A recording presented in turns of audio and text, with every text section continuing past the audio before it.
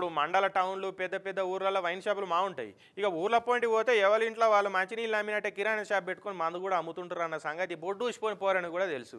ఇక ఎవరి దందా వాళ్ళు చేసుకుంటారు. సర్కారులే దగ్గరుండి మందు షాపులు మస్తుగా తెరిపిస్తున్నాయి. ఊర్లలో అడిగేటోళ్ళు ఉండరు కాబట్టి దొంగసాటుగా ఆబ్కారోలో తెలియకుండా బాగానే మందు అమ్ముతుంటారు. అయితే ఒకడ గట్ల మందు అమ్ముకునుడే పెద్ద ఖయ్యం పెట్టించింది. అగజుడురి కత్తులు కటార్లు పట్టుకొని ఎట్లా దార్కార్ల లెక్క తిరుగుతున్నారో సినిమాల సీన్ కాదు ఇది. అనంతపురం జిల్లా కుందుర్పి మండలం ఎల్లసింత అనే ఊర్లో కనిపించిన ఇచ్చాంతరం ఇది. ఊర్లో ఇంతకు ముందే ఒక ఆయన బెల్ట్ షాప్ పెట్టి మంద అమ్ముతున్నాడట. అయితే ఇంకొక ఆయన కూడా ఊర్లో బెల్ట్ షాప్ తెరిచి మంద అమ్ముతున్నాడట. అట్లా ఇద్దరు నడవ కయ్యం పుట్టింది.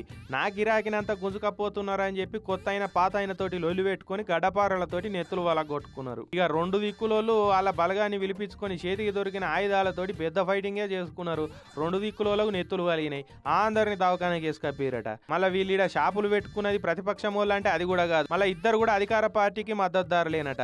లొల్లింత పెద్దగా వరకు ఇక పోలీసు వాళ్ళు పోయి కూడా కేసులు పెట్టిరు. చూడురి తెల్లారితే పొద్దుకితే ఒకలి మొఖాలు ఒకరు చూసుకుంటావా. ఒక్క ఊర్లో ఉండేటోళ్ళు గీతీర్లా మందు దందా కోసం నెత్తులు వాళ్ళ కొట్టుకొని ప్రాణాలు తీసుకునుడేందో.